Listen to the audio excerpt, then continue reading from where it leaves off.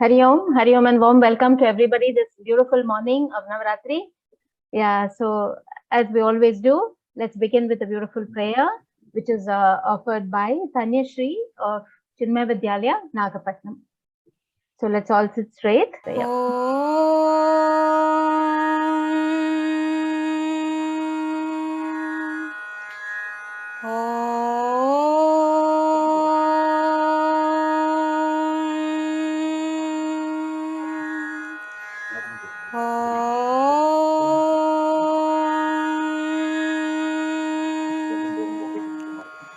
सहनाववतु सहनौ भुनक्तु सह वीर्यं करवावहै तेजस्विनावधीतमस्तु मा विद्विषावहै। ॐ शान्ति शान्ति शान्तिः।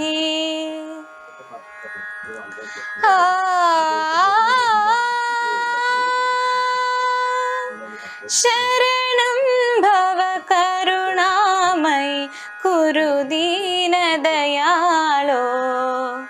शरणं भव करुणामयि कुरु दीनदयालो। करुणारसवरुणालय कविराज कृपालो। अधुना खलु विधिनामयि सुधिया सुरपरितं। मधुसूदन मधुसूदन हर मामकतुरितं। शरणं भव करुणामयि कुरु दीनदयालो। घृणिमण्डल मणिकुण्डल फणिमण्डल शयना। अनिमादि सुगुणभूषण मणिमण्डप सदना। विनतासुत कणवाहन मुनिमानस भवना। मधुसूदन मधुसूदन हर मामकतुरितं। शरणं भव करुणामयि कुरु दीनदयालो। शरणं भव करुणामयि कुरु दीनदयालो। That was a beautiful prayer rendered by Shri. And now we begin the program. And before that, I would like to introduce to you the wonderful speaker that we have. Dr. Arun Surendran is one of the directors of Agastya International. And I think all of you can Google that. I just did. I was quite fascinated by that. It's a beautiful space where Kalari is taught in different ways. He is also an aerospace engineer with a PhD from Texas University and BTech from IIT Mumbai. Dr. Arun is the strategic director and principal of Trinity College of Engineering, Trivandrum. He is the co-founder of ADSI.io Cybersecurity Solutions and a senior fellow of the Defense Research and Studies think tank. Dr. Arun works closely with the Kerala Startup Mission, Kerala Development Strategic Innovation Council, and is advisor to many schools and colleges. He has published 2 books on entrepreneurship and 1 collection of poetry. Dr. Arun has also produced a documentary titled Fragments of Illusion on the Chavittanadakam dance form. So I invite Dr. Arun to take over the session and enlighten us on the topic martial arts with special reference to Kalaripayattu. Welcome, Dr. Arun. Thank you so much. Thank you for the warm introduction. I hope I am audible for everyone. At least people on camera can respond. Okay, so that's fine. Great. One of the most important things that Meenaji left out from my bio is that I started my schooling, my kindergarten was in Chinmaya Vidyalaya. Oh, so sorry, I didn't know. I started my schooling in Chinmaya Vidyalaya, Kundumpuram, here in Trivandrum. I studied there till 4th, and then I moved on to St. Thomas School. And then, because at that time Chinmaya was very small, They were building classes while we were going around. Then from there to IIT Bombay and then Texas, and now I'm back in Trivandrum with Trinity College of Engineering and Agastya College. Now, Trinity College of Engineering has a difference because it's a college with a Kalari. We have the Indian Knowledge System Center for Kalaripayattu and Siddhar tradition here, and Pramod ji has visited it. I hope all of you will come here very soon. This is one of the 13 Indian Knowledge System Centers awarded by the IKS Division, Ministry of Education, AICT, earlier this year. So the other centers, there is one in Amrita Vishwavidyapith. I know there is one in IIT Madras and Jain University, Chanakya University, and so on. So what we do at the center is education in martial arts and Siddha tradition, dissemination of information, the documentation of these wonderful traditions, and finally we do fundamental research. Okay, so today is a great opportunity to converse with the next generation of scientists and engineers and researchers and martial artists and all sitting amongst you, the builders of 21st century India. And for me, with me today is Dr. S. Mahesh Gurukkul. He is the co-PI of the project, and he is a 5th generation martial artist. And the Kalari that he is sitting in is 125 years old. It's been in the same spot for 125 years old. Now, he's not just a martial artist. He had a science degree and then moved on to journalism. Currently, he heads the Kaumadi TV channel. He was the director of the Mahaguru TV series, which was 100 episodes celebrating the life of Shri Narayana Guru. He has done numerous music videos, especially the campaign ones for the government of Kerala and advertisements. And currently, he is in the pre-production stage of a huge martial arts-based movie called Kaliyan, which will star the South Indian superstar Prithviraj. So that will go on floor in October. So today, so this is a this is what martial arts helps you do. Many things with great calmness. So, like our Anuradha Chaudhary says, enlightened warriors is what we are all supposed to become. So that we take things very lightly. We are always calm and composed. But as Abdul Kalam ji said, strength alone will respect strength. So it's very important for us to have the physical, spiritual, and mental strength. So what we are going to do today, Shanti ji was gracious enough to share with me the lesson that you have learned, the chapter that is there in your textbook. So today we thought we will bring that chapter alive. We will show you the things that you have read about. So I hope all of you have at least gone through that chapter. So today you will be able to see live how Kalari is being done. So before I hand over the microphone to Gurukkul, I would like to mention a bit about the space that he is sitting in. Like Meena ji said, this is very similar to all the Kalaris, and that's very true. But your textbook, I noted that it says a Kalari is 13 meters by 6.5 meters, right? A Kalari can be in any dimension, but in that proportion. That's all. It can be 26 meters by 13 meters. It can be 52 meters by 26 meters. You can keep on scaling it, but keep the proportion. Except in the case of certain Kalaris where a single individual can practice. And that comes in a very much more smaller area. And a Kalari will invariably have the structures that you see behind. So I welcome Dr. S. Mahesh Gurukkul to this talk, and he will start taking you through the Kalari first, and both of us will keep sharing the mic in terms of explaining to you. You will see today almost all the weapons that are mentioned in your textbook. You will also see the weapons in action as it is mentioned in the textbook. So this is a live lecture demonstration that you'll see. And you will also see the other basic steps. And the greatest thing about Agastya and what Dr. Mahesh Gurukkul has done is you can practice Kalaripayattu, start practicing Kalaripayattu at any age from anywhere in the world. We have classes online. So in my family, my nephew is 8 years old. He practices from Bangalore. I am 44. I practice from home online. My mother is nearing 70. She practices. So everybody sitting here, all the 100 of us, have the opportunity to practice Kalari with Agastya. Because IIT Kharagpur is doing it, IIT Indore is doing it. We have been lecturing over the place. We have 34 families from US doing it together. So this is a golden opportunity, and this is a great start for us. Because this is like it was mentioned earlier, this is the curtain raiser event.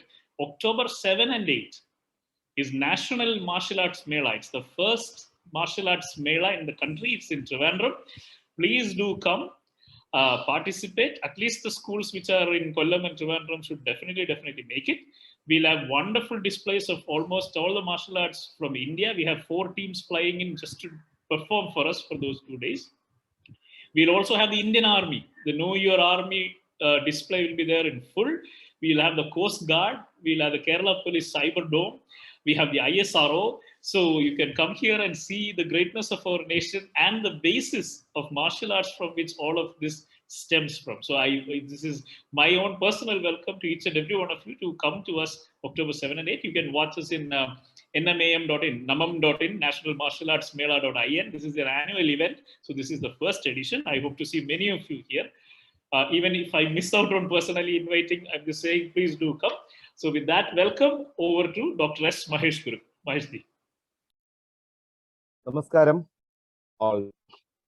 So for a good start, actually, there was a prayer there, but we physically do the prayer by doing chuvada, the salutation thing and all that thing. So we'll start our this lecture with a basic chuvada, or we will always say it's Guru Vanakkam. First of all, Guru Vanakkam, that we are worshipping the Guru, the earth, and maybe there are I am why I am called as Gurukkul means I am not a guru here. I have a lineage behind me. A lot of people teach my forefathers or my gurus, and they had acquired a lot of knowledges from lot of people, and it is transformed by generation to generation. It is going. So I am not merely a guru. I am because of this lineage. We always say Gurukkul. That is a plural form for Guru in Kalari. So let us start this thing with a Guru Vanakkam. Then Thozhudappu means the salutation to the Putra and our Gurus and earth and all. Then the basic steps. So we'll watch that thing and I'll talk a little bit about Kalaripayattu and all. Okay. So what Kalari gives you is a fearless mind. That is the basic idea. So we practice to attain a fearless mind, not for a fearless body. That is the basic idea, because all people will say that Kalari will give you a good body. No, it will give you a fearless, confident mind to achieve big challenges or beat big challenges in life. So we'll start with this one, right? So our students are here. I think 1 second. Can you able to see them? Yeah, right. So let us start.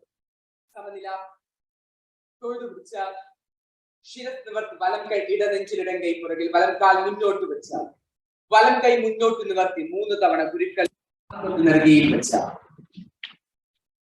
തൊഴുതു നിവർത്ത വലം കാൽ ഇടം കാൽ മുറിച്ച് പിന്നോക്കം വലിഞ്ഞ് കൈ കൂപ്പി തൊഴുത് കൈമുട്ടുകൾ ചേർത്ത് തൊഴുതു ശിരസ് നിവർത്തി വലം കാൽ മുന്നോട്ട് വെച്ച് പിന്നോക്കം വലിഞ്ഞ് കൈ കൂപ്പി തൊഴുത് കൈമുട്ടുകൾ ചേർത്ത് പുത്ര തൊഴുത നിവർത്ത പുറകു തിരിഞ്ഞ വലം കാലിടം കാലിനോട് ചേർത്ത് ശിരസ് നിവർത്തി വലം കാൽ മുന്നോട്ട് വെച്ച് പിന്നോക്കം വലിഞ്ഞ് കൈ കൂപ്പി തൊഴുത് കൈമുട്ടുകൾ ചേർത്ത് ഭൂമി തൊഴുത നിവർത്ത ഇടം കാൽ വലം കാലിനോട് ചേർത്ത് വരാഹനിലയിൽ അമർത്ത തൊഴുതു വന്ന തയ്യാറില്ല പുറയിടിച്ച അമർത്തിത്തട്ടി ഒതുക്കി പിടിച്ചിരിച്ച ചവിട്ടി പുറയിടിച്ച അമർത്തിത്തട്ടി ഒതുക്കി പിടിച്ചിരിച്ച ചവിട്ടി പുറയിടിച്ച അമർത്തിത്തട്ടി ഒതുക്കി പിടിച്ചിരിച്ച ചവിട്ടി പുറയിടിച്ച അമർത്തിത്തട്ടി ഒതുക്കി പിടിച്ചിരിച്ച ചവിട്ടി പുറയിടിച്ച തയ്യാറില്ല.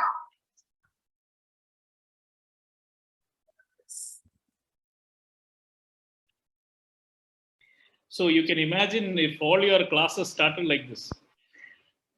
Every day you come to school, if the subjects were beginning like this, I'm sure nobody will feel sleepy at any point of time. So that is one of the best things about Kalari. We use the body completely while you are in training. Okay, Mahesh ji. Yes. So again, because of Chinmaya, I can start with a Gita sloka. It says, Parivritam cha, Nivrtim cha, Karya karye, Bhaya bhaye, Bandham moksham cha yaveti buddhisa prapta sattviki. That means we should understand what is proper action and what is improper action, and what is duty and what is non-duty, what is to be feared and what is not to be feared, what is binding and what is liberating. So you should understand that fear is the expression of ignorance. So when there is knowledge, there is no fear. So we should brush aside all fears and act towards fulfilling one's duty as a leader. That should be the basic idea of a student or a basic idea of a practitioner or a sadhaka of Kalari. So maybe you had studied about Kalaripayattu. The word Kalari means school, just school, because in early times actually people go to Kalari only. There you can see Eduthu Kalari will be there, a lot of Nirtha Kalari will be there. Maybe for martial arts, this Kalari will be here, there.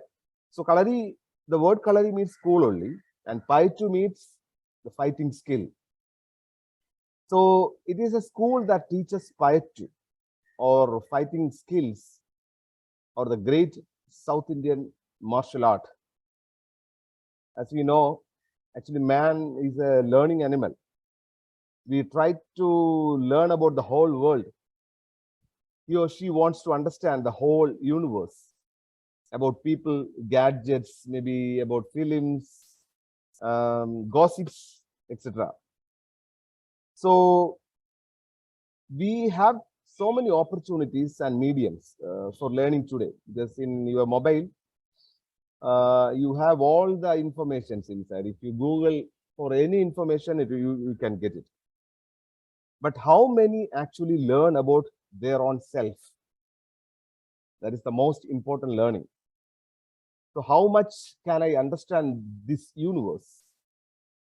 Can I evolve more? Are we learning this? So reflecting or contemplating about this is very rare actually. So how much can I expand? How much can I expand my thinking, my intellectual capacities and all? We never think about that. So this is the basic idea we teach us here. So for that we always teach how to breathe. That is the basic fundamental teaching method Kalari follows. That in many seminars and all, we both, Arunji and me, always ask people, what is the basic necessity of life? So people will say food and shelter, like that they will say. But nobody is saying that the basic necessity of life is breath.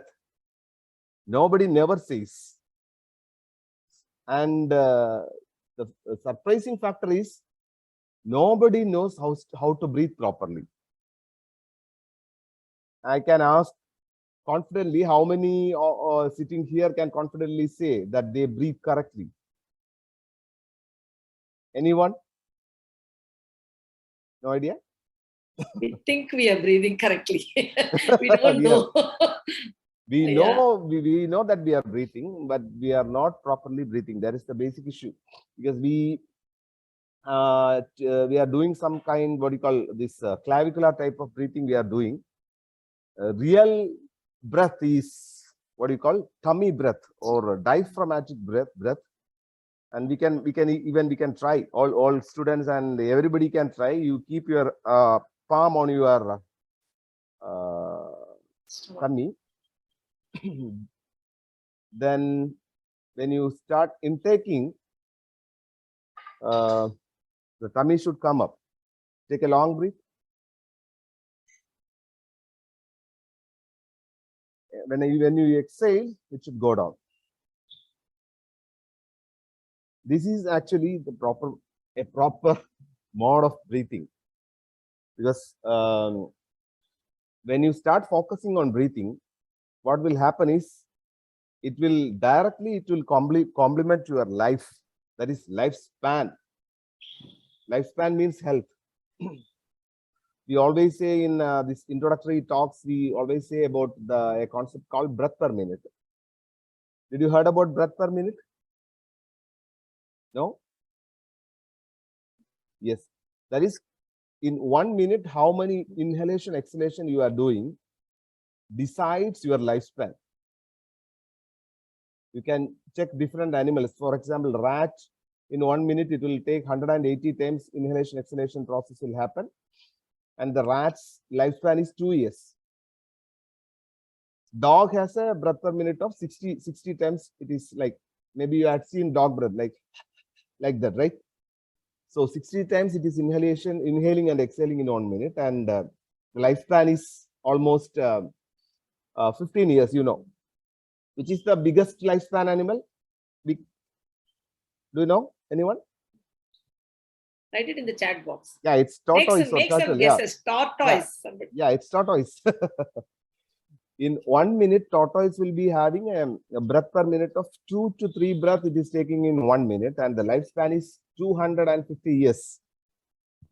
So the lifespan of an animal is decided by your breath only. So if you want a good long lifespan, you should start breathing properly, first of all. Okay. Then your mind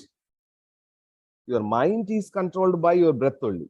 In Hatha Yoga Pradipika, it is said, Chalai Vade Chalam Chittam, Nischalam Bhavet. That means when your breath is disturbed, your mind is disturbed. So when you are in a depressed stage of mind, what will you do? So you will be having long inhalation, exhalation, right? You'll feel that your mind is getting calmed down. So in different emotions, breath manipulates to settle your mind. So your mind is controlled by your breath, and your lifespan is controlled by your breath. So first of all, what we teach is to breathe properly. Arunji. We begin with breathing, but the moment we start getting into the more hectic aspects of Kalaripayattu, automatically you need to maintain this kind of really calm breath so that you are not disturbed by whatever it is that is coming at you. Okay? You will start seeing some performances here in which you will realize how Kalaripayattu, how intensely it needs your attention and focus, and then resilience. So one of the research that we are doing as part of the Indian Knowledge System Center is this trait called resilience. Have you heard of this term called resilience? It means the capacity to come back, right? After you have a setback, how quickly you can bounce back. Because your life is not about how many times you fail. It's about how many times you get up after you fail. That's all that matters. So it's like watching American football. Everybody falls down every few seconds, but then they are getting up again and they're playing again. So similar trait. So there is a very wonderful paper from Dr. Brian Moore of Charles Sturt University, Sydney. He did a great study on school children in Australia, and it is published in a paper called Well-Being Warriors. Okay, so he trained these kids on basic martial arts, a combination of martial arts which we have heard, for 15 weeks, and then he measured with psychological measurement tools how much their resilience has improved, and it's very significant. I'll give you some classic examples. Every time we go to perform somewhere, there's always some injuries. But our students and our ashrams will continue to perform. We went to Delhi, where we met Shanti Krishnamurti ji. We had a Kalaripayattu performance there.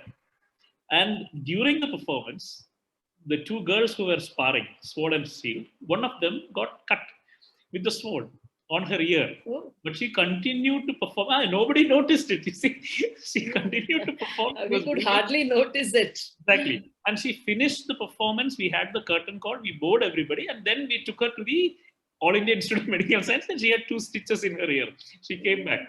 So this was discussed the next day because, you know, we live in a society where students are so worried about losing 5 marks and 2 marks. And here was a girl who got cut in the ear, and then she continued to perform. People are running away if there's a cockroach in the bathroom. And we are talking about people who are standing in front with sword and shield and so on. So we have to become a nation of Veeras and Veeranganas. There is no other way that India can be. We can keep on saying we are a nation of young people, but young coward people, it doesn't make any sense. We need young courageous people who can take the step, and that's what's being insisted. If you saw how our national motto has evolved, it used to be Jai Jawan, Jai Kisan, right? And then in 2000, we added one more thing. Anybody knows what we added? Jai Jawan, Jai Kisan, we added one more thing. Jai Vigyan. We said, okay, science and technology, very important. Okay, that's how the progress will come. And then this Independence Day speech, our Honorable Prime Minister added one more. Jai Jawan, Jai Kisan, Jai Vigyan, Jai Anusandhan. So now we are recognizing innovative thinking. We want people to be bold. Go where nobody has gone before. Think, why not? So for that, what Gurukkul said, we need a fearless mind. Because if you are ignorant, nobody knows what might happen. But you will boldly take a step because you are very, very careful and cautious, and at the same time alert about how changes are happening around you. Now, your book chapter mentions that there are 3 styles of Kalaripayattu, which is correct. The central section is actually a mix of the ones at the north and south. So we call it in Malayalam Vadakkan Kalari and Tekkan Kalari.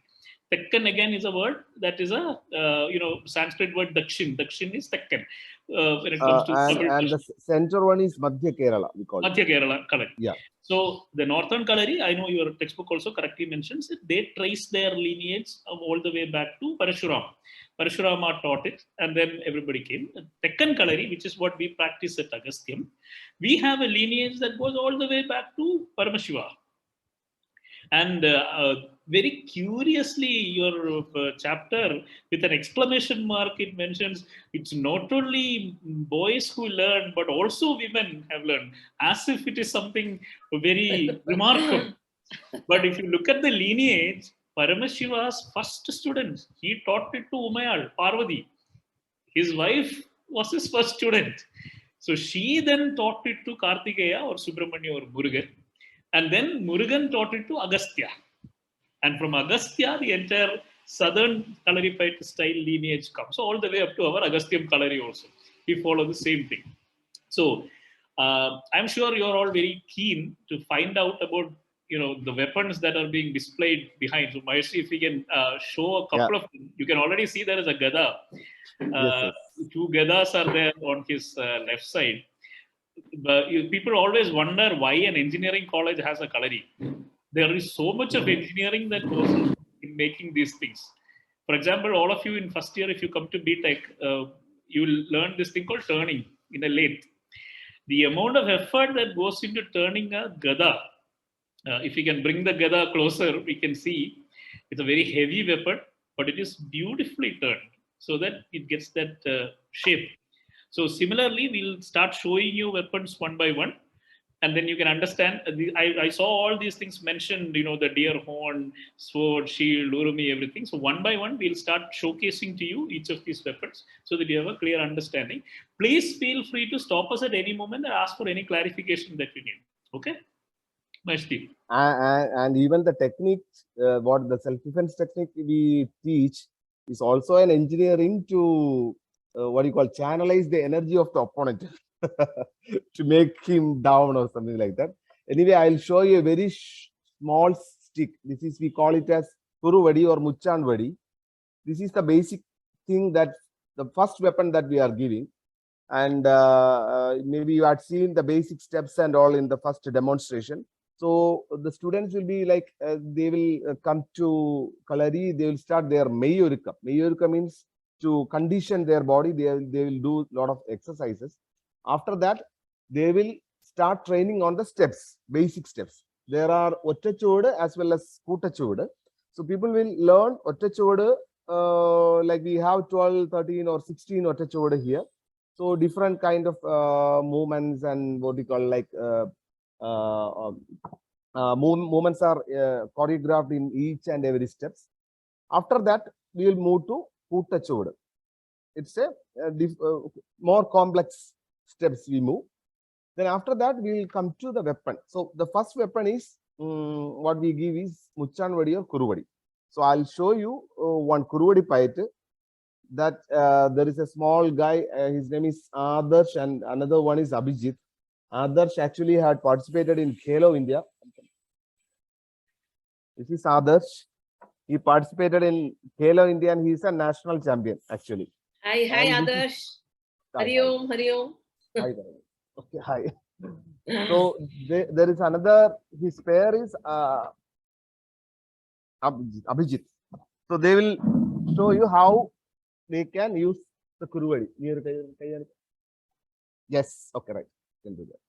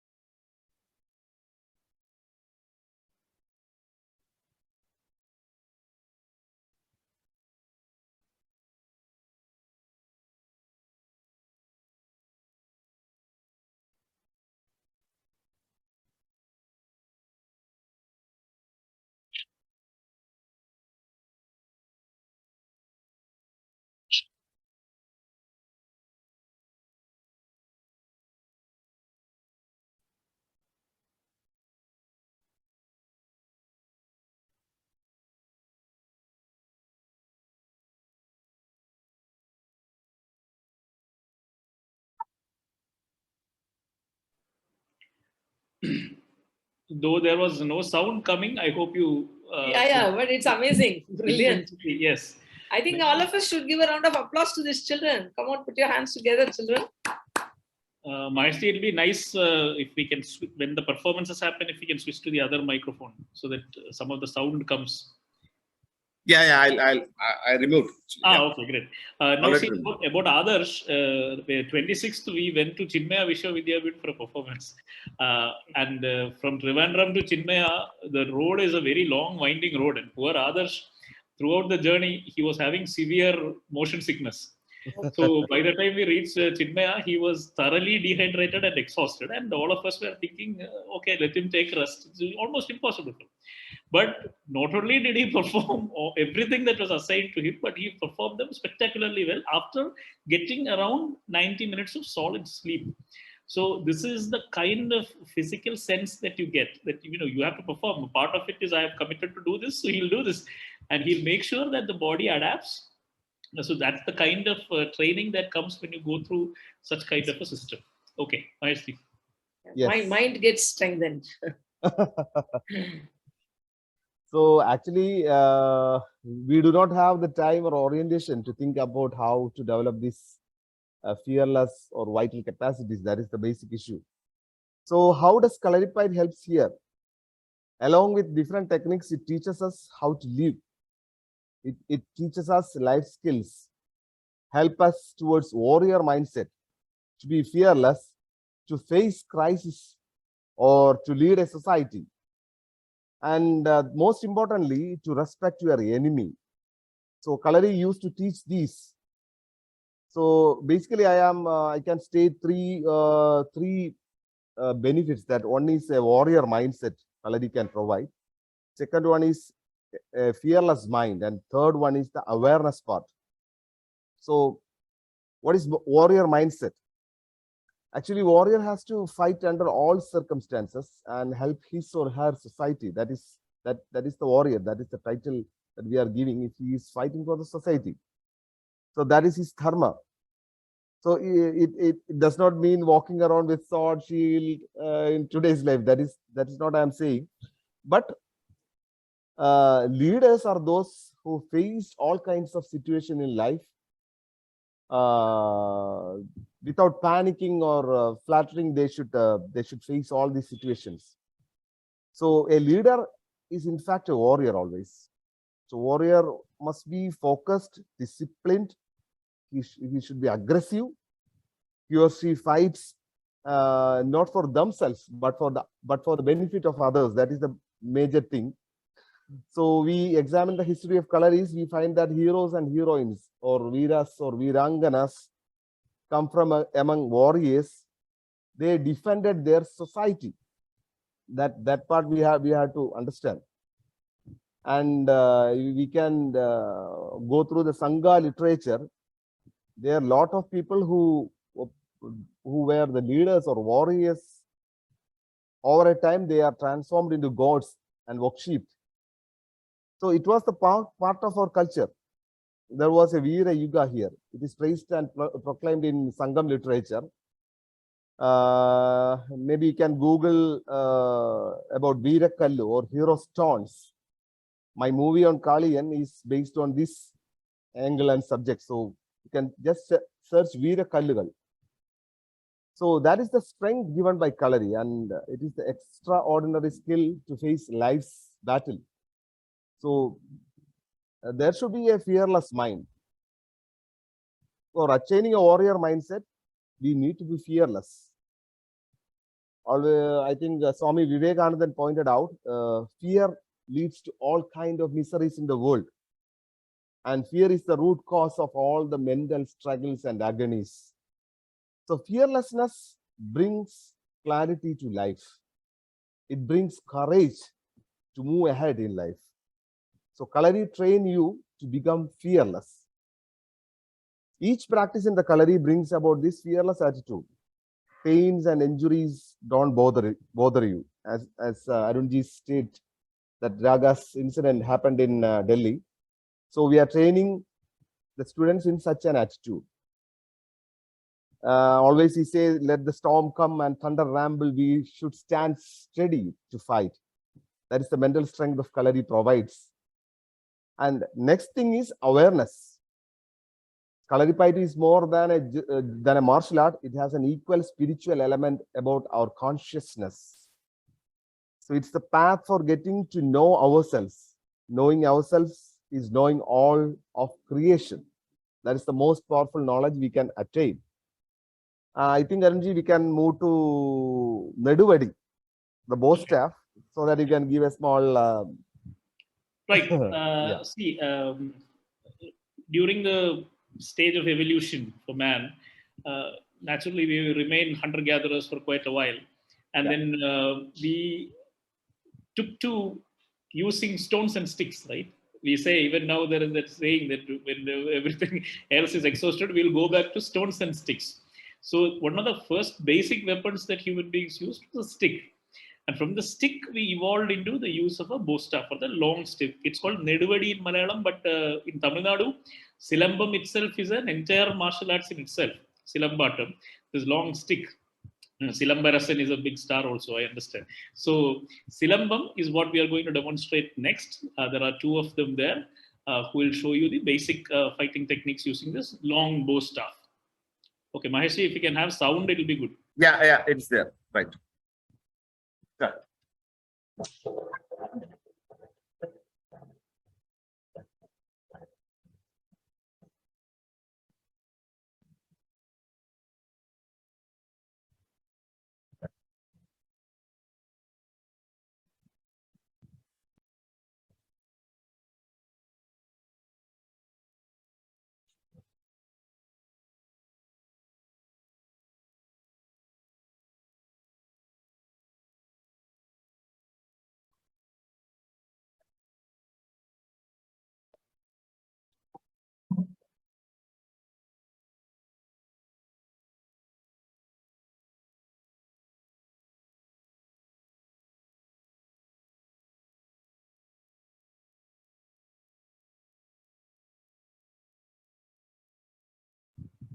Thank you. I think we still couldn't hear those noise. Yeah, I think because of the distance, it's not picking up.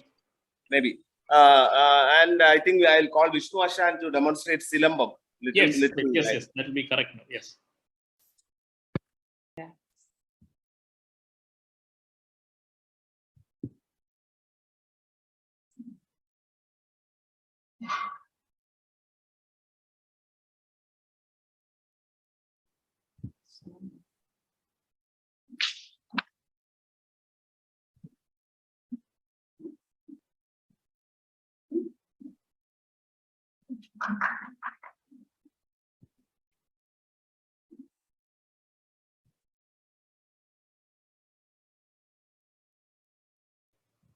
Wonderful. So you can see the speed with which that stick was moving. And when the man becomes equivalent to the weapon, it's like a part of the body itself.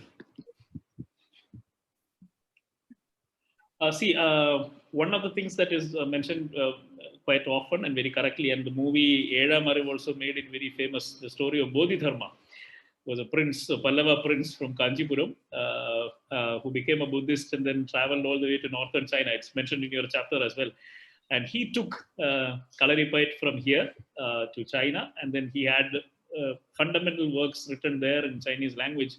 Before that, he stayed in a wall-gazing meditation for 9 years in a cave, and then created this whole meditative aspect, and which led to Kempo Karate, from which everything else has come. But unfortunately, today when you hear the word martial arts, first thing that comes to mind is karate, judo, kung fu, jiu-jitsu.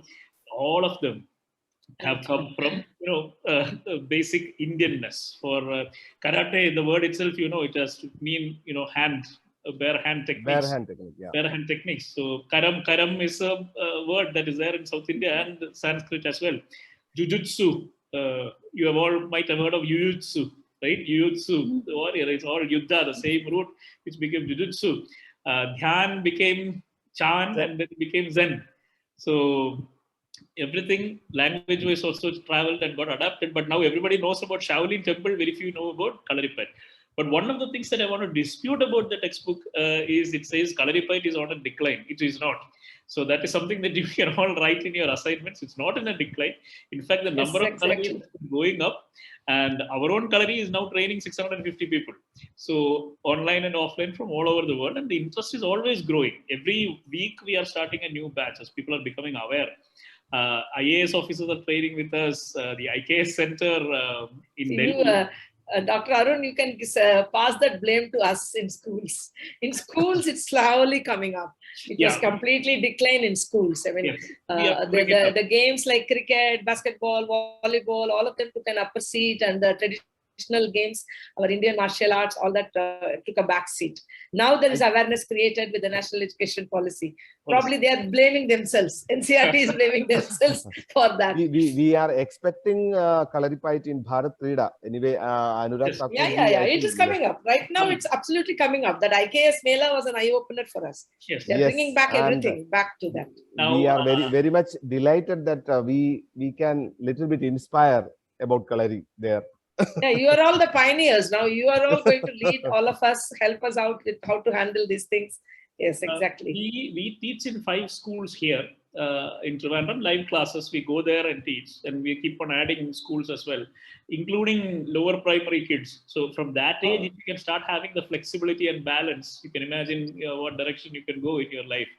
So the other thing is both Professor Ganti Murthy ji and Anuradha ji practice Kalari with us online. So the IKS Center itself is now becoming very much aware of what Kalaripayattu can bring about, what kind of transformation. The other contrasting thing which I want all of you to notice is this, again, NEP will address as we are getting there. All the foreign martial arts, or so to speak, the other martial arts, you would have heard of the belts, no? You get brown belts, purple belt, black belt. In Kalari, no belt.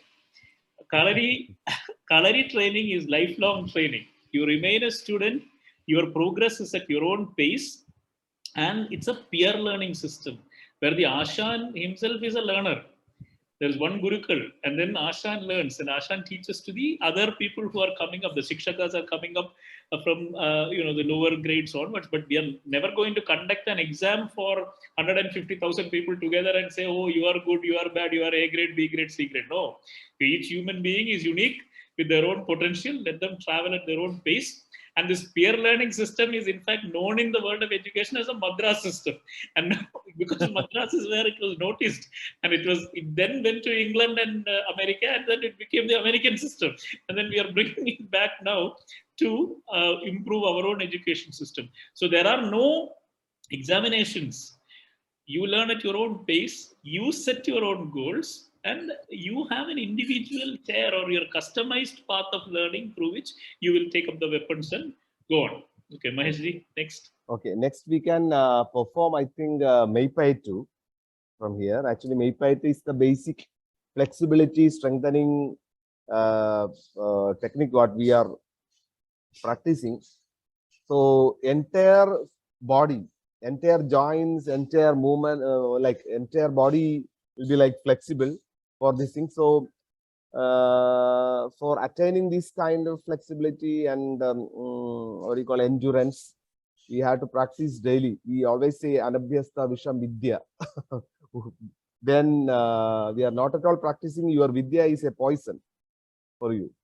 So practice is the basic thing. So Kalaripayattu we do regularly for getting better flexibility, better endurance and all that things. And basically you should understand that a complete exercise, you always think about when we say about exercise, people always say I am going for walking, right?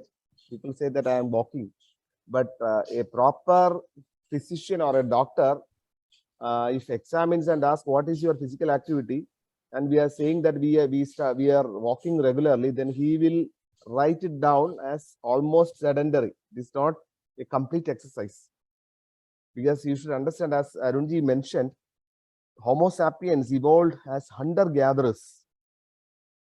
We were here from last 2 lakhs years.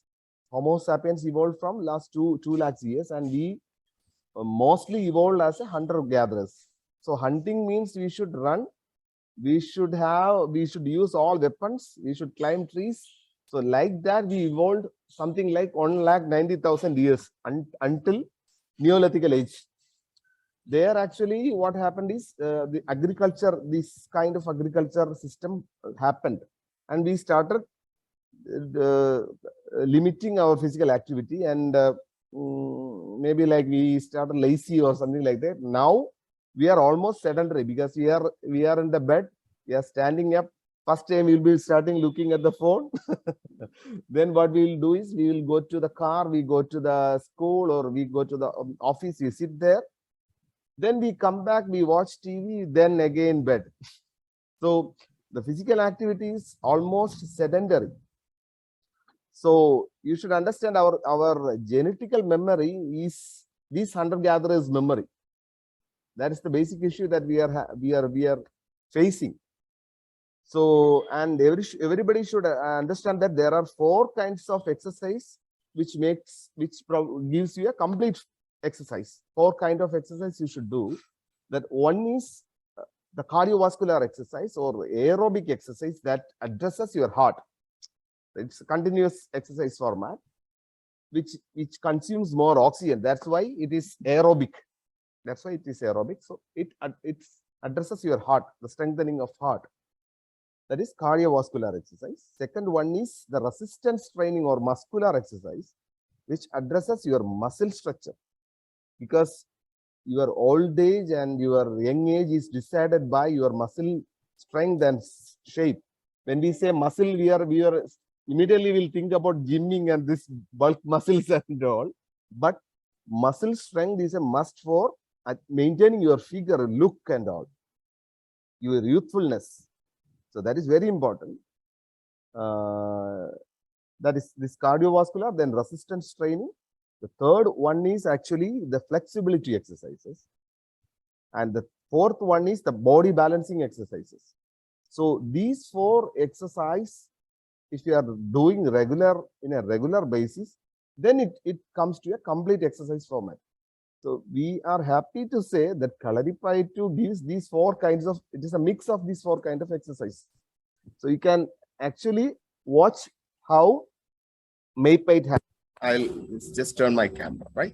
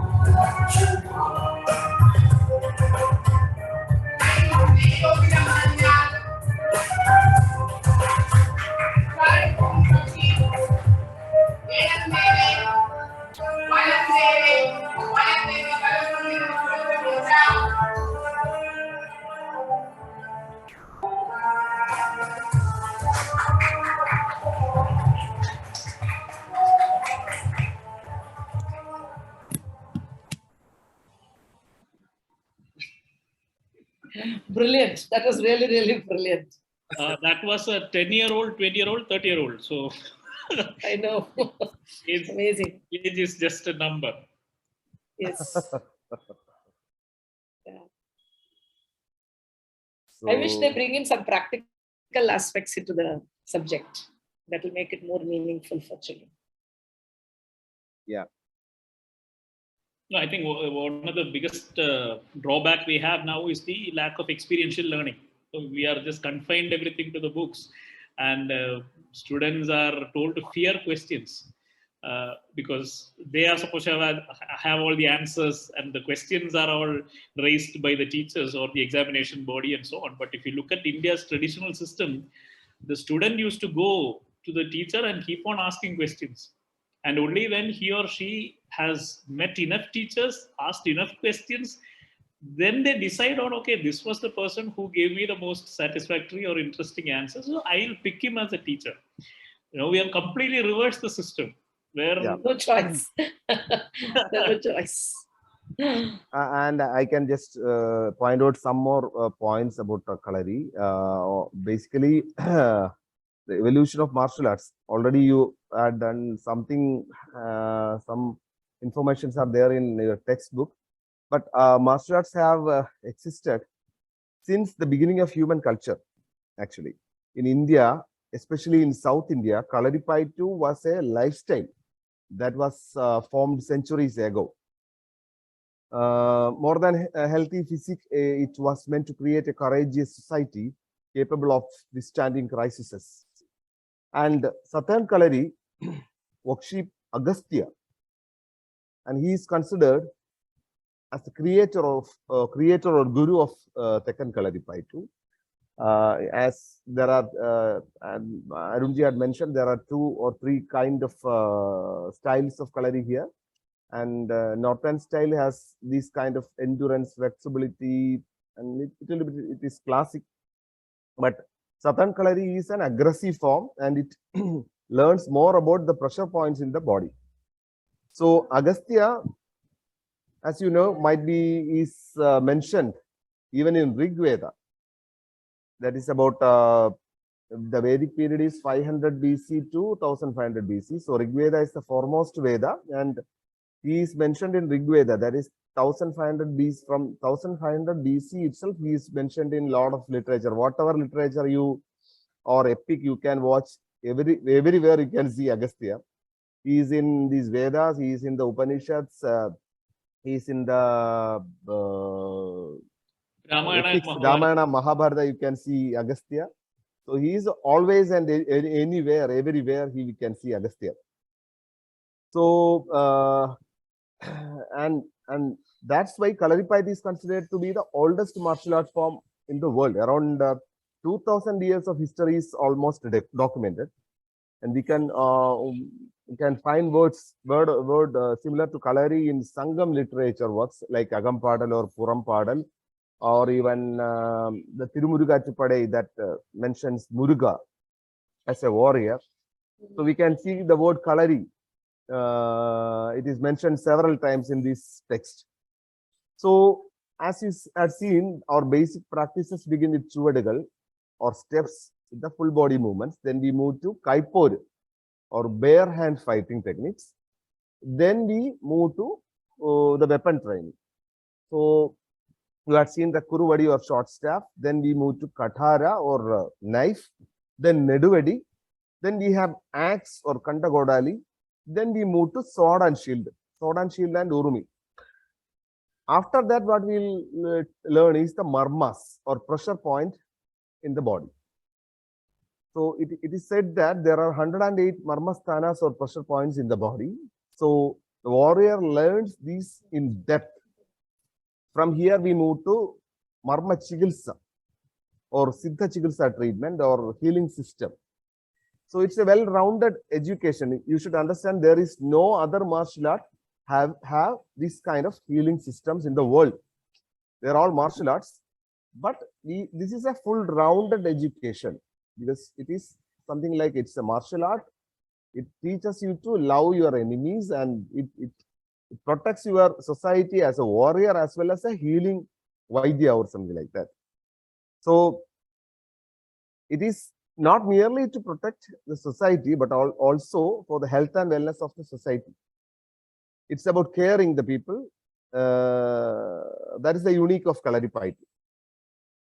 And Arunji already mentioned that Kalaripayattu is also respected as the mother of all martial arts. that Bodhidharma story, anyway, you had heard.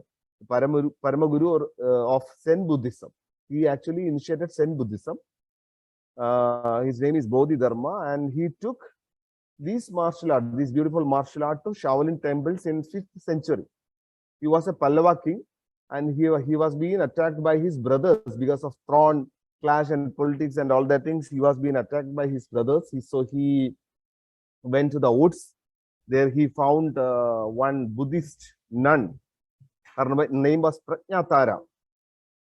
So she taught Bodhidharma Buddhism. So this warrior, this enlightened warrior or Buddhist monk was been there. He meditated, he practiced, he evolved. Then in 5th century, he traveled to China. He went to the Northern Sea first. He met the king. The name of the king was Wu, Emperor Wu, W. So he asked a lot of questions. He didn't answer anything. And the king said that I had done a lot of things to Buddhism. I made this number of monasteries. I am feeding this much of Buddhist monks every day. So these lot of things I am doing for Buddhism, and I am expecting my liberation. So Bodhidharma said, you wasted your entire life. So what happened was the emperor was thinking that he don't know anything. So from there he traveled to the northern sea, and he meditated there for 9 years. He in a cave. That's a great wall gazing meditation he had done. And after that he had written two books. That is one is I Ching Ching and another one is Sin Sai Jing. These both words are Chinese words, but he had written in another language. We think that it is Sanskrit or something like that, or Pali or something like that. So I think the 8th Paramacharya, his name was Protima. He traveled with this I Ching Ching and he crossed Himalayas here, and he came here and translated this I Ching Ching. And this is the base of all martial arts you can see. This Kempo Karate, Jiu-Jitsu, Taekwondo, Korean martial arts, Silat, Kali, a lot of martial arts are there. So so that's why Kalaripayattu is said as the mother of all martial arts. So we'll move to one sword and shield fight. Sword and shield fight. Here actually Shilpa is here and Parvati is here. Both will show you a sword and shield fight. This is little more aggressive fight form that I'll take. 1 second. I'll take this laptop to another question. 1 second.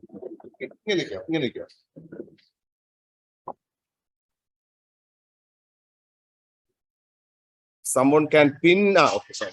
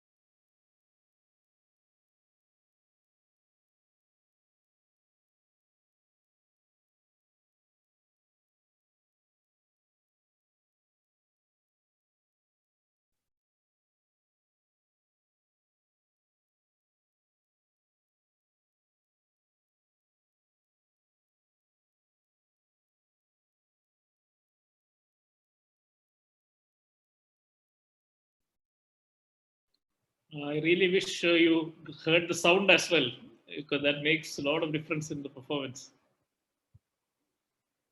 Sound was Very there, nice right? to see. Very nice to see the girls, but sound was not there. No sound. Sound was not there? No. No, no, it was very nice to see, watch the girls doing it. What happened? I don't know. My sound?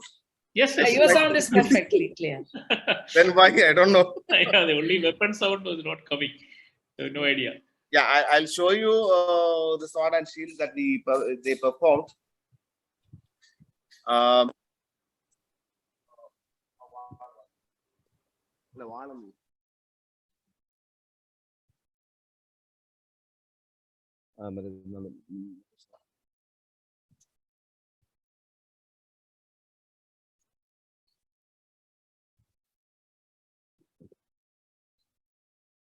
So this is a sword that we are using for the performance. Yeah. So I'll show you the weapons actually. This is the sword and the shield. So this is the sword and shield that we use for training. Then this short stick I showed you. We have a spear.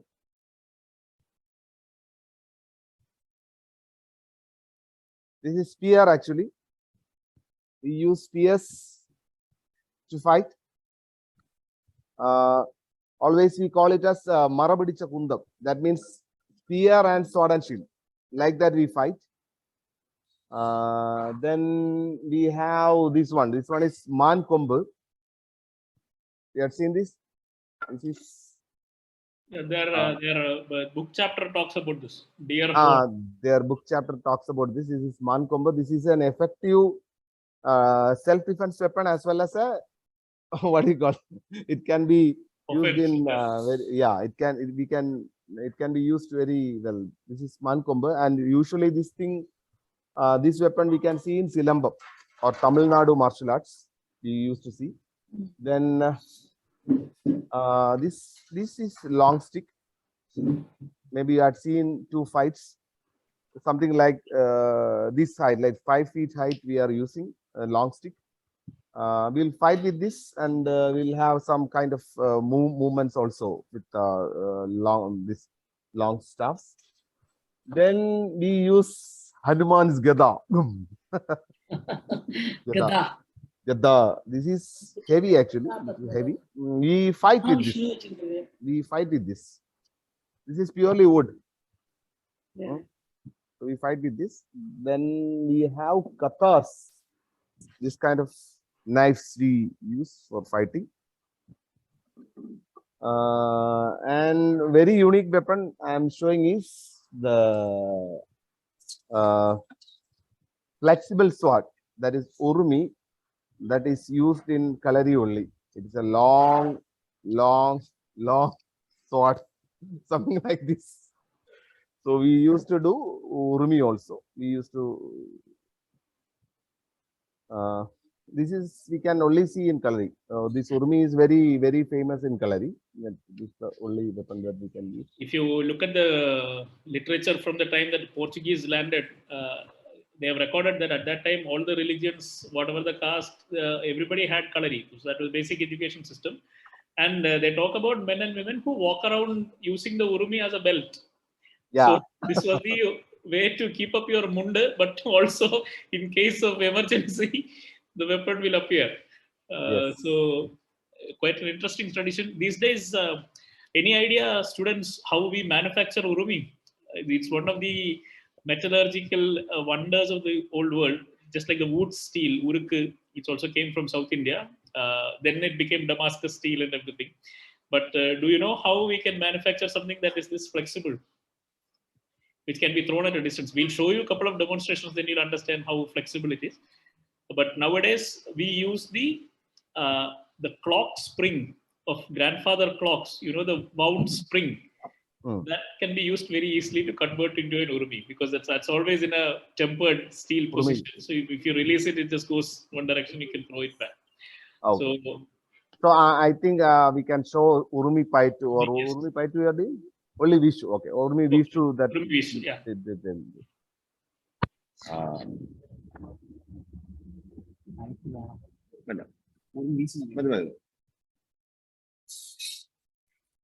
Keep the camera there. That's.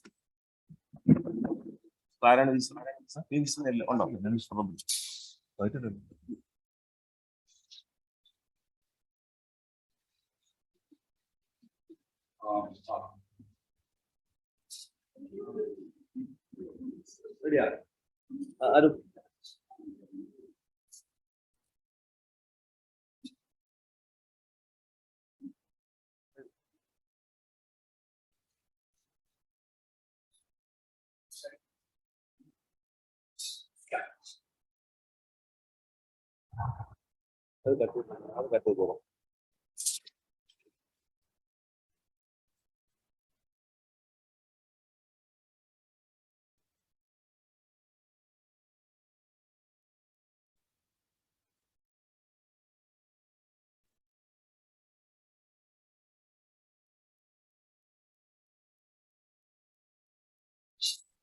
Double. Shilpa will show a double Urumi.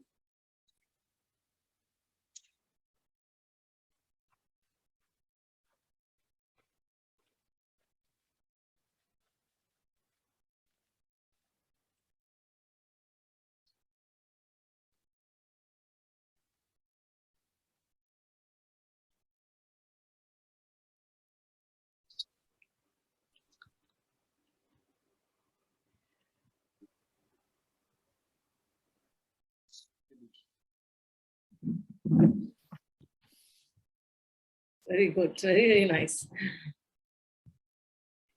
Thank you. Thank you. You were talking about children not getting fear. I am getting afraid. They should not get hurt. I think a lot of technique is there in that, right? Yes, fundamentally, yes, you go through so much of training, so much of practice to this stage, and then you no longer fear. I mean, nicks and cuts will come, but then you deal with them on the fly. That's part of the practice that you do. Any questions that any of the students have? Anything else you want to know about Kalaripayattu? Please do ask. Yes, ma'am. Hariom, I have a basic question. I have a basic question. Can you hear me? Yes, yes. But, you can't see me. Okay. Okay. I am wondering, by teaching them fearlessness, along with that, arrogance comes up. So what are the steps or what does Kalari, I can understand you mentioned about spirituality. So I'm wondering what will it go with to teach them humility? Mahesh. Yeah, because as I said, we teach basically to breathe. So basically, fundamentally, we teach how to breathe.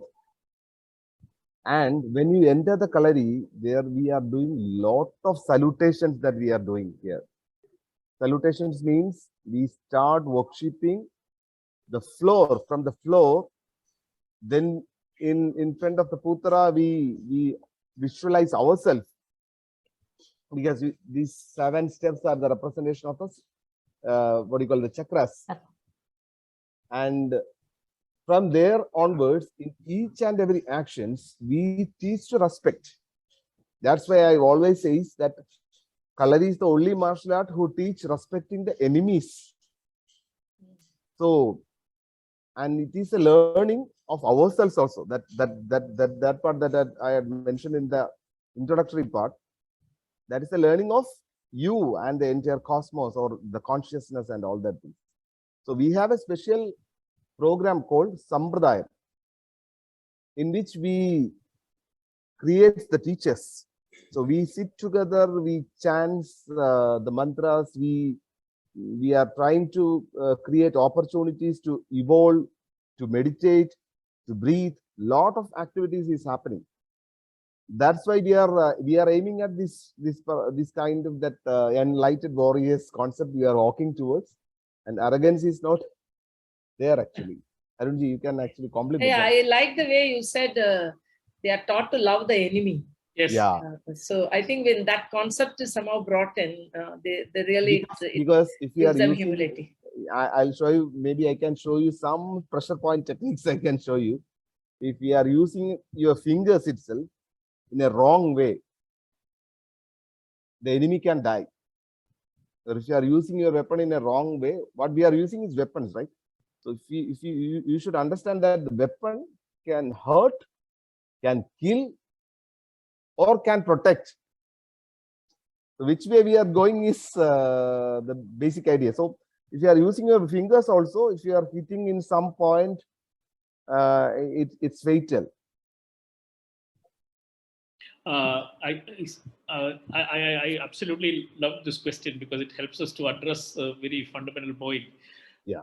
If you look at Kalaripayattu and weapons training just as a skill, then clearly there is scope for what Madam said.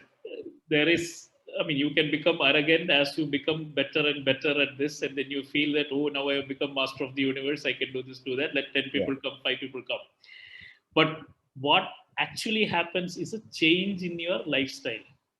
That's why we already mentioned it's a Kalaripayattu is a lifestyle, and it's a lifestyle that provides an incredible amount of connection to all life that is around you, including yourself. So you wake up with this awareness of the importance of breath, and how in a moment, if you lose your breath, your life is over. So you are aware of that every single waking moment. You have utmost respect for everything that is living and non-living around you because you are carrying around a weapon with you, weapons and weapons training. Yeah. So from this connection, because you have to become, the famous statement is your entire body is like your eyes. It will respond. There are these legendary stories about how warriors were understood if they became ready. So it says they will be said, okay, now you have learned for enough years, now you can go along and live your life. But when they are there to take their bath, you remember these, they will be putting a lot of oil on the body and going for the bath. And at that time, there will be an attack on them by 2 other enemies. And they are supposed to say that this guy should escape it, but the weapons should have that oil, only the oil. So that was such a close shave. So the person becomes so aware of everything. And for me, that means you become tremendously responsible for the planet as a whole, for everything around you. And at that point, absolutely no question of arrogance arises because you are whatever you see around you. It's not like you are a separate entity who can come and judge others or dictate their freedom and curb their freedom and so on. So from that tremendous responsibility, you get the tremendous freedom. Total freedom is total responsibility. So India is a free country means all Indians are responsible for India now. We cannot blame anybody else. So your life, this martial arts will bring you so much of freedom, mind-body balance, that it also brings you a tremendous responsibility about how to live your life, how to take it forward. So that kind of purpose leaves no room for arrogance. And that so if you meet some Kalari artist who seems very arrogant, they are probably showmen, who just go from stage to stage and performers, and that's all. But if you ever meet a true martial artist, look at Jackie Chan. How Jackie Chan speaks in interviews. Do you see even an iota of arrogance in that man? He is always so down to earth and always so humble and simple. So a true practitioner, you will always see they are aware of how little we matter and how much the world matters.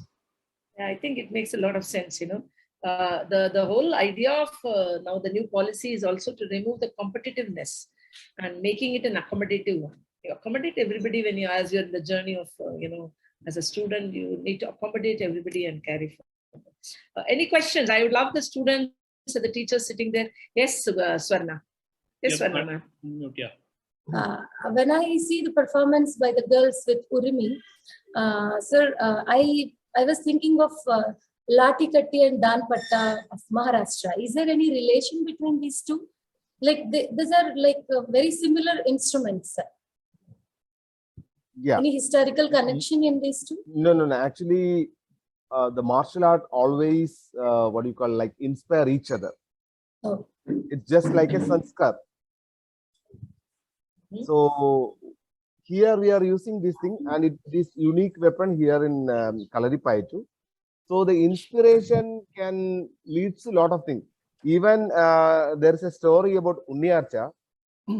He fought with she fought with her enemies using the mundu, that what do you call, her sari itself. So it can be used in a different methods. We usually teach, we have another one, that is Katim Talaim. We practice regularly. That is, we use shawls for defeating peoples. So always, just like Samskar, this will inspire each other. We have a few questions on the chat window. One of the things that's mentioned there is the textbook was in 2011, and wondering if that was a reason it mentions colorism. That's probably why, because in the last 10 years, there is a lot more awareness after the textbook came out, and a lot more colories have sprung up. We are in now Halo India. It's accepted sports in national games. The national champions get 10,000 rupees scholarship from the government of India, which our students are getting. The other question is this sword the same as those used in real battle, or are they custom made? The only customization we do is a kind of lightness that might be required. These the battle swords are extraordinarily extremely heavy, because they don't want to, have to have multiple chops or anything once you are in battle. So those guys are the Vichariwal kind of things which you might have seen with the deities. They are big choppers actually. War swords are big choppers. They are very heavy. We have these things so that they are much lighter. Other than that, sharpness and all, we compromise only very little. You might have seen coloring displays where sparks actually fly. That's because the metal is sharp enough for it to cut through. Then are we allowed to carry weapons these days in India? No. We have to have a Kalaripayattu license.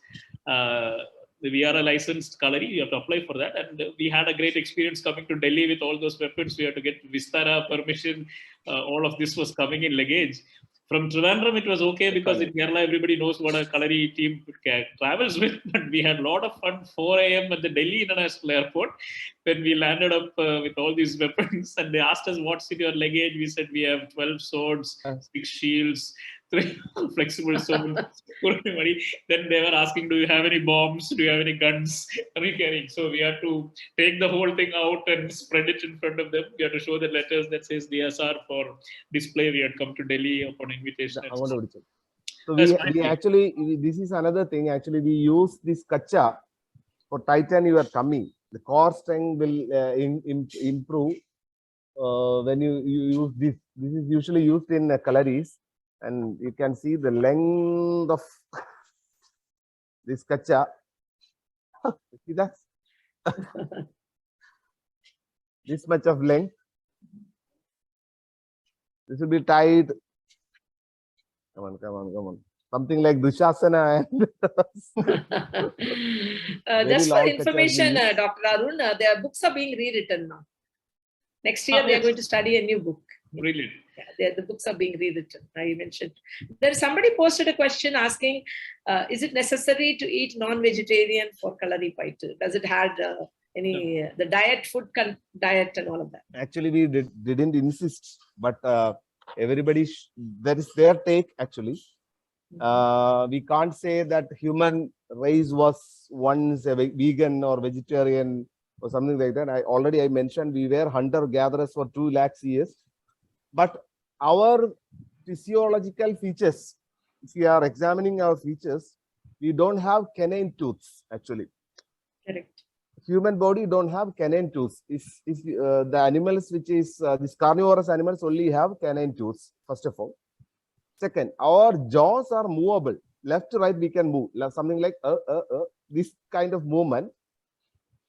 Vegetarian and like these carnivorous animals don't have these left to right movements. They are only having gulp movements, something like that.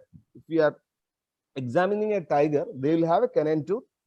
They will gulp. They don't have this chewing adjustment jaws. We have that jaw.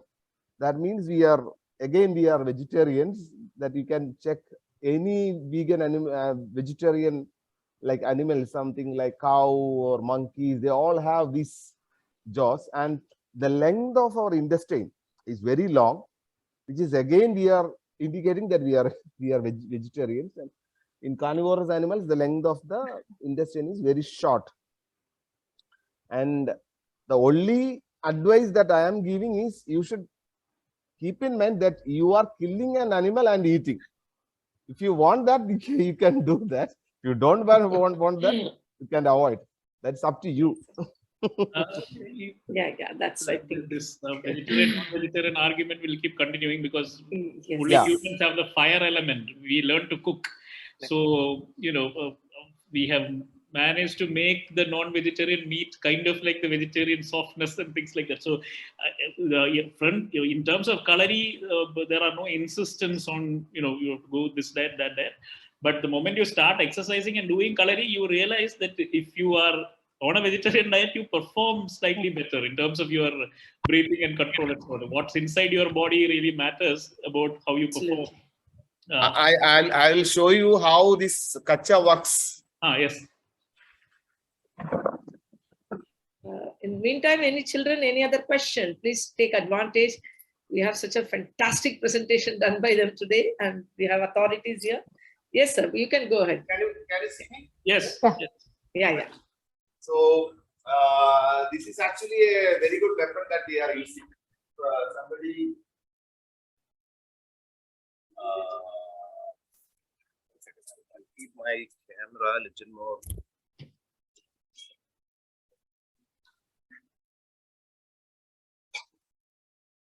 I'll show you. If somebody stabs, this is the knife actually. If somebody stabs, what will happen is I can do it like this. See that? Good. It's locked. I can see that. And if I'm pulling it out, it will be down. So everything is a weapon for us. And I'll show you one or two pressure point techniques. So some stab happens, I can take it like this. So this part is almost paralyzed here. Oh. Yeah. Pressure point. Yes. Or you can take it like this. No. Very simple. He's standing in his toss actually.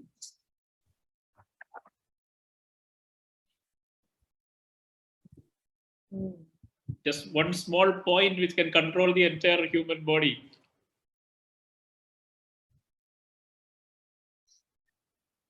And even it can be much faster.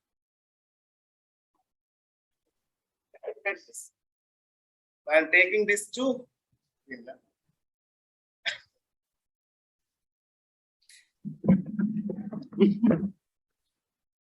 We can control the entire body or entire energy of your opponent.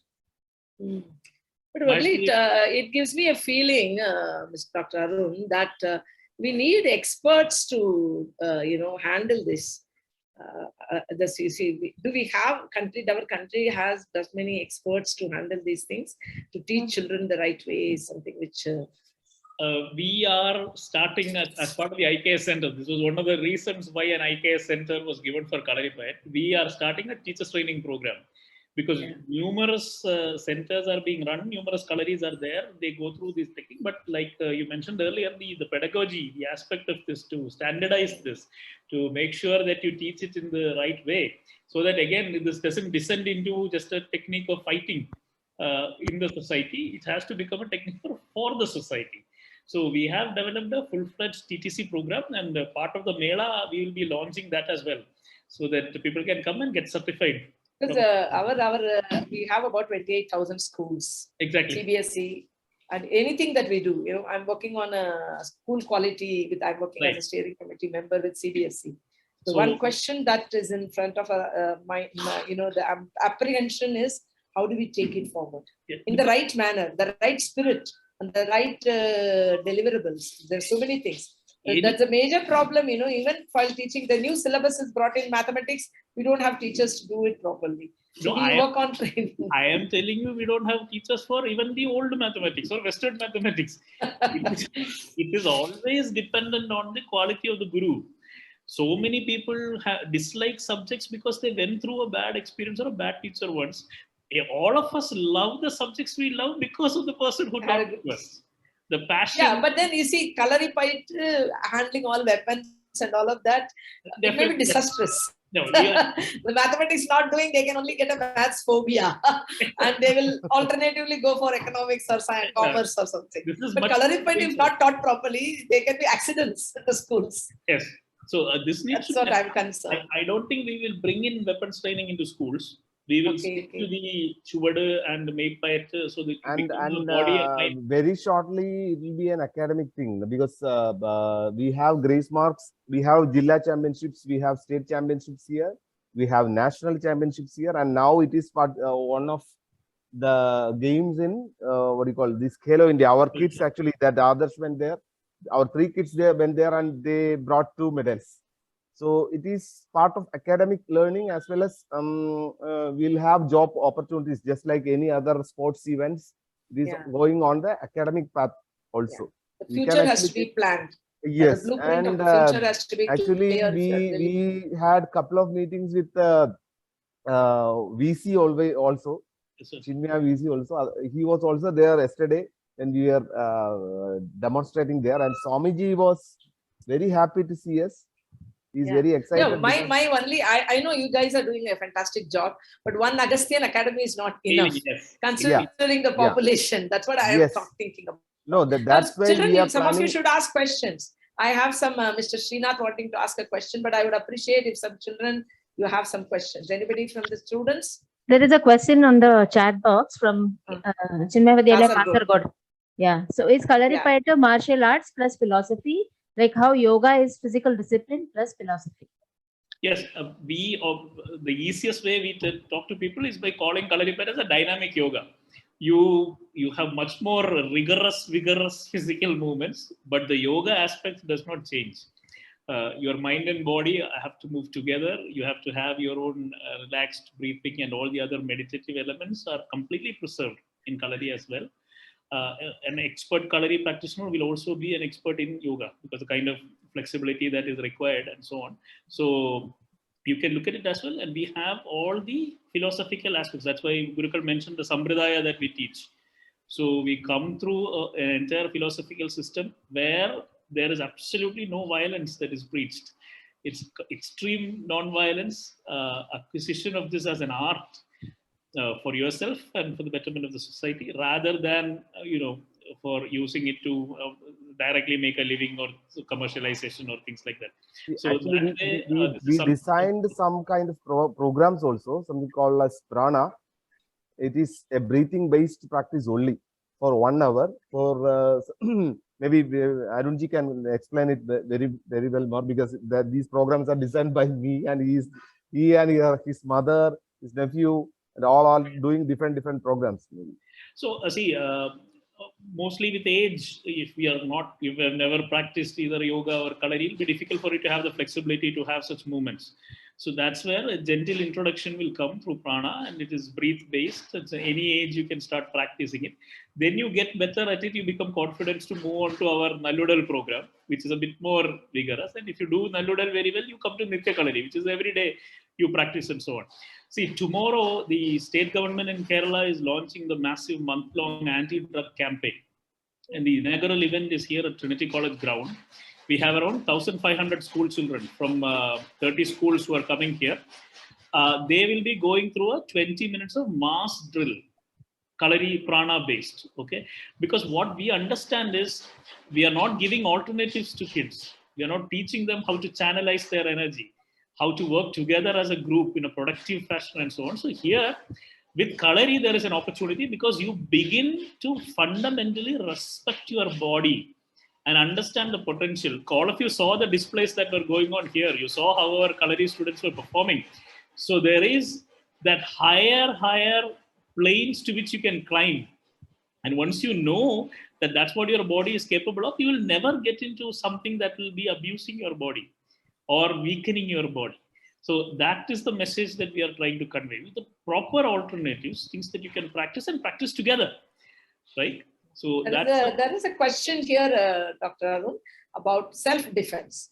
3 of them almost same question. They want to know any girl, what some practical situation of yes. self-defense. We have a separate 3-hour workshop called Shakti, which we have also tried delivering online. We did to Thuthukudi and Madurai and so on. Very, very simple techniques. We'll show you a couple of techniques here since it has been asked for the untrained as well. Our simplest technique is called Namaste technique, which you will never forget. But what you need is a confidence to use your voice as well. All the questions are about self-defense, so we'll just do that. Yeah, there's one question. Does Tangta of Manipur have any connection with Kalaripayattu? Yes. All martial arts are like inspiring. Connected, yeah. That I actually addressed that question. They have inspirations. I'll show you a technique. Actually, Namaste technique I can show you for girls. If somebody grabs you in your hand, so usually what you have to do is you'll be like keeping it like this, so something like that, it won't work, right? So in major situations it happens. So we use a technique called Namaste. So what we can do is we will take this hand here. Now, okay. So we'll take this hand here, take it up, and you can see this corner. Here what we are doing is we will do a small push. We can say Namaste. So it happens something like this. Quickly, yeah? Somebody grabs, it happens like this. So you take your both hands together, make a Namaste here, take it here, push it down, Namaste. Yes, Srinath ji, your question. That was wonderful. I really loved it. Yes, Srinath ji. Thank you, ma'am. Namaste, Gurukkul. Namaste, Arun ji. I'm a faculty in education CVV. Unfortunately, I couldn't attend your program when you came 2 days back. I have actually 4 questions. I'll make it very simple and straightforward. The first question I have is, can everyone be trained for coloring? Or will the Guru give a discretion that who is capable of it and who is the right candidate for it, based on the body constitution and the mind constitution? So that was first question. Second is, what I want to ask is, so I've been training this Maypatham and Karlakatai for last 3-4 months, and I also see that it is also said to be evolved from, or rather we have got it down from Shiva himself. So then my question is, so does that mean that at the same time simultaneously we develop different systems of martial arts? So and I find it a little interesting because if one culture coming out with many systems of the same martial art. So that is the second thing. Third one, I wanted to ask, how efficient is this online Kalari teaching? Because a lot of I see that this has to be hands-on and your Guru has to be there when you're actually going through that movements, right? So I'm wondering how efficient is online teaching. And lastly, there's a question my students also ask. I teach a course on IKS here in CVV. So let us say these days with guns and things like that, somebody can kill you from a meter, 100-meter distance or 200-meter distance. So the defense, the Maypaita, etc. The point is, at one point of time, when the mode of warfare was different, these had a great relevance and importance. But today, even if I'm the most skilled person, somebody can use these tricks and get me down. So yeah. So Kalaripayattu for the changing times. Yeah, that is my question. Yes, thank you. This last question is addressed by Lalit Sharma. Actually, last time when we were talking with Lalit Sharma, he's the brigadier and station commander of Pangur. So he used weapons like these machine guns and all that things. And what he was saying is, this kind of martial art training, I am quoting his words, this kind of martial art training always give courage to fight in any situation, first of all. And in warfield, what the last weapon they have is their bayonet. So if bayonet is gone, everything is gone. So in the last breath, they fight with their bayonet.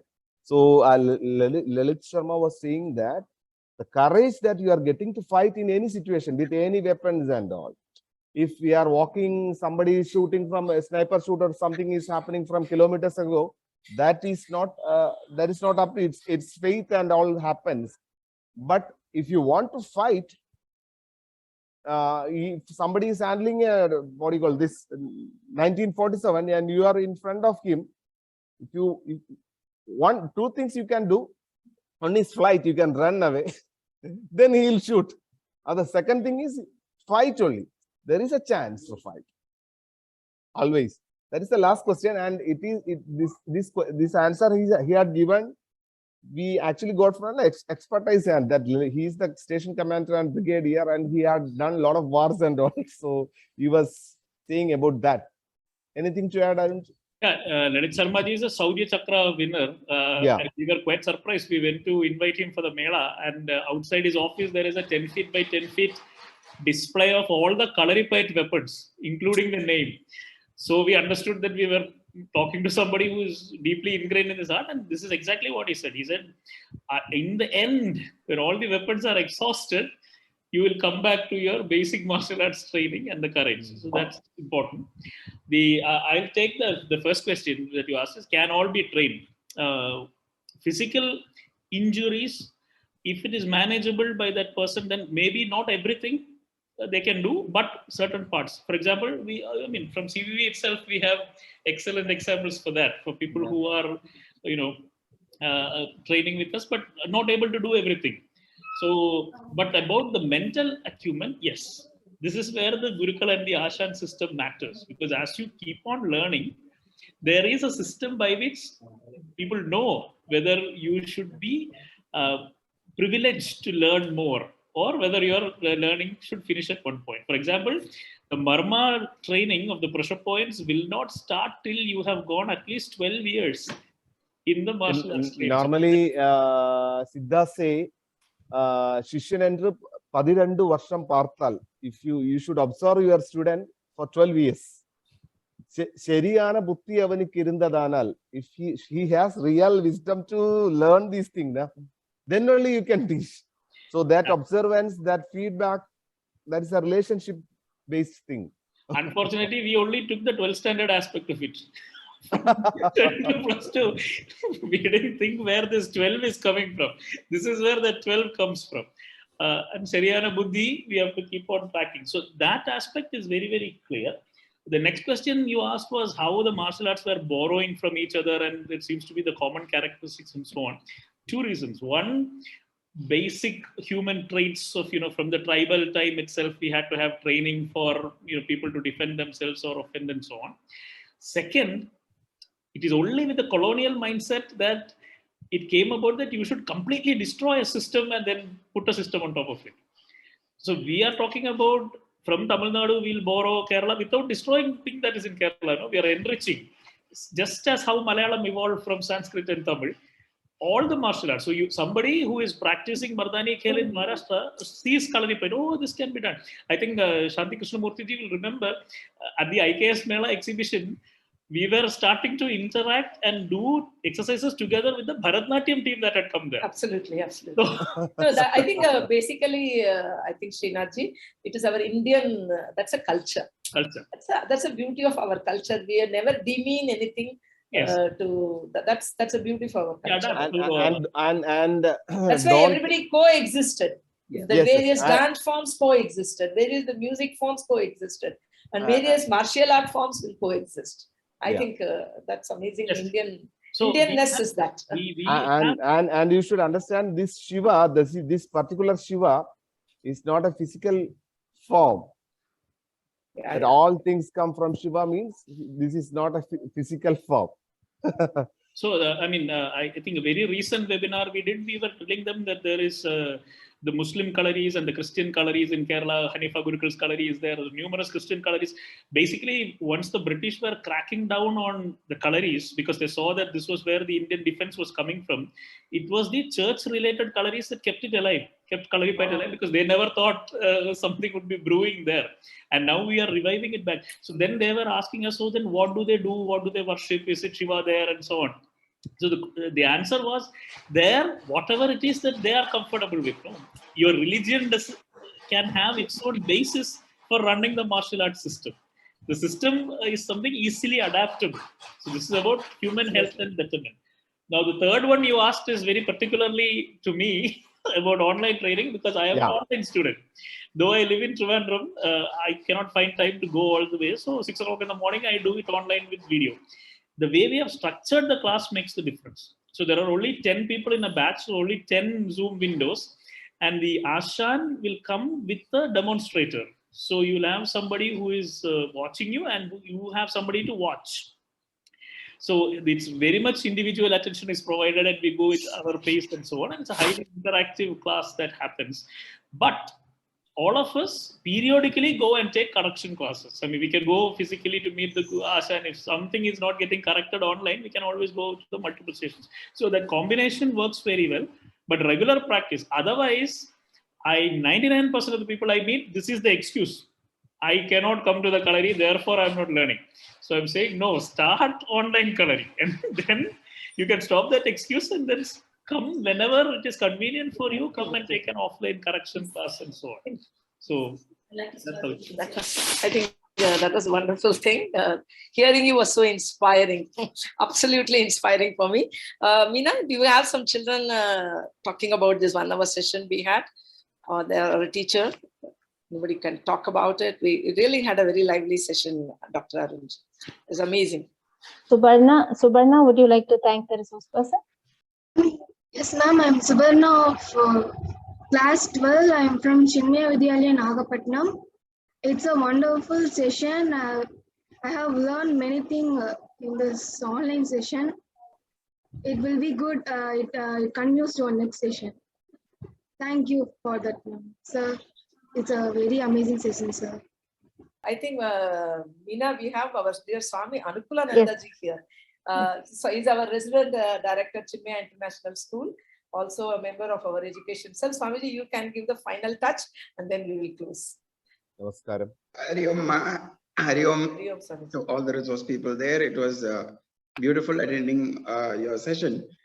In fact, it took me back to the days in my school when we had Kalaripayattu classes in my school, and I was part of the team that also did a demonstration of Kalaripayattu during our sports day. Something amazing about all our Indian classical arts, be it martial arts or be it instrumental arts, it is connected to spirituality. So it gives us an entire meaning to life. It gives us an entire philosophy. There is nothing which is disconnected from philosophy, nothing which is disconnected from the way of living.